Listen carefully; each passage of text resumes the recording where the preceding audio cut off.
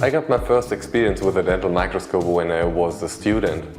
One of my professors prepared a partial crown during one of his lectures. And I was impressed how many details I was able to detect. Without a microscope, it is simply impossible to see everything you need to see to conduct a reliable treatment.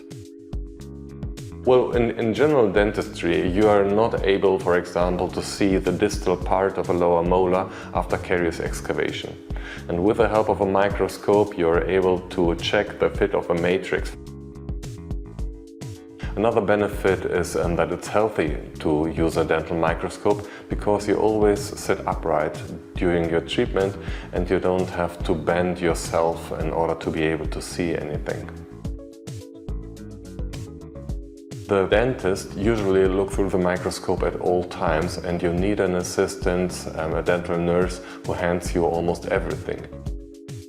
It takes some communication, a good communication between a dentist and a dental nurse and some training, but after you will have a high benefit and your treatment is much more efficient. The dental microscope is indispensable for almost every single endodontic treatment. The most important and significant benefit is to be able to find all hidden canals, very narrow canal orifices, and also to detect some cracks in case of infection. In many cases, it is only possible to save a tooth with the help of a microscope, and you don't have to be aware of anything because you can see everything, and this makes the treatment quite convenient and easy.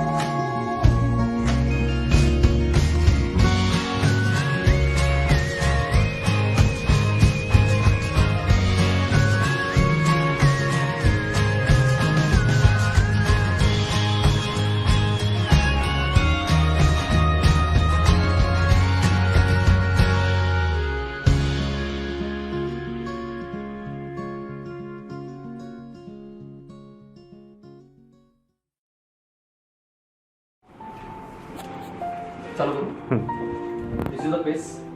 Base is rollable. You can lock the base with the lockable wheels. Okay. Then this is the column. This is called a swivel arm. Swivel arm has got the rotation around the column and which can be locked with this mechanism. If you tight this movement will get locked. Okay. Okay. Then this is the swivel arm suspension arm. Movement between swivel arm to suspension arm has got also rotatory movement which can be locked here with the help of this arm. Again, another feature. This is the main switch on off. Okay. Here is a green indicator. Green indicator normally it is in on condition. Red indicator is for any abnormal condition. If any temperature condition goes particular level or any circuit malfunctions, red indicator is a abnormal condition. Beside this, there are two fuses. Right. Okay. How to remove the fuse? I will just tell you. Do not use any screwdriver. Just use a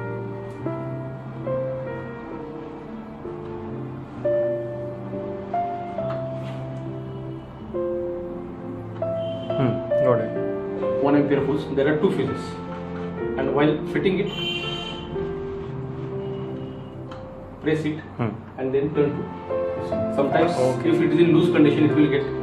Okay. two fuses, phase fuse, neutral fuse, main switch.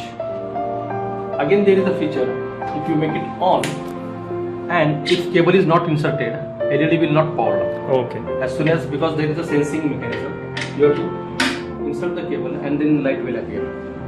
Got it. Okay. We were just coming to this movement of the arms, this lock between suspension and sway arm, this lock between this arm and the arm movement. This is a suspension arm which moves up and down. Here is a knob where we can lock this position whenever you want. But normally this is not required because whole this suspension movement is balanced. Okay. Whenever we want any additional load on the head, that balancing can be readjusted with the one Allen key. It's a 5-minute job. Okay.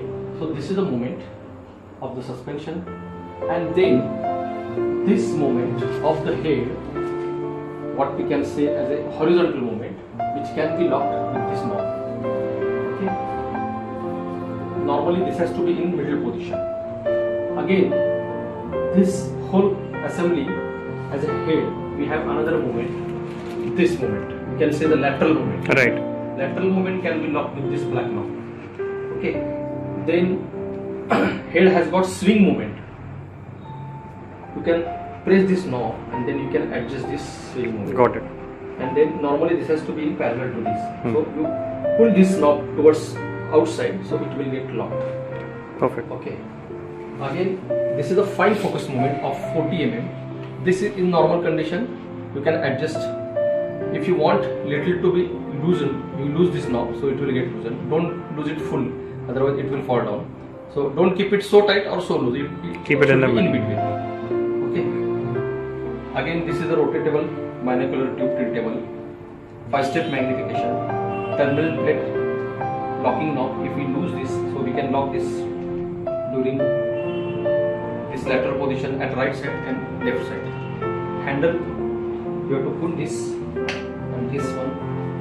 You can take the handle. Okay. Without removing the caps, we can. Yeah, we can, because we have this flexible. Okay.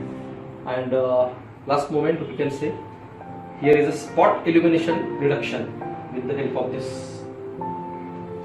You Got can it. do this. Here, illumination intensity control knob. Okay. Intensity control knob. And this small, this is orange filter. If you want to activate, you can Right. take it to 90 degree. This has got only 90 degree movement, and this is the normal movement. That's Perfect. it. And 5-step magnification it is there. Okay. This is iris mechanism. What I explained you during any deep procedure, you can adjust the focal, depth of focus by adjusting this iris knob. In normal position, it is to be at a higher side. It is a higher, bigger rod. It is a smaller rod. Okay. And what about the IPD? IPD, Which is the IPD now? is only one-handed. Okay. Interpupillary distance can be adjusted with this knob. Oh. And for the spectacle wearers, we can adjust the eyepiece in this folding position. So we can fold it here. That's all. Perfect. Thank you, sir.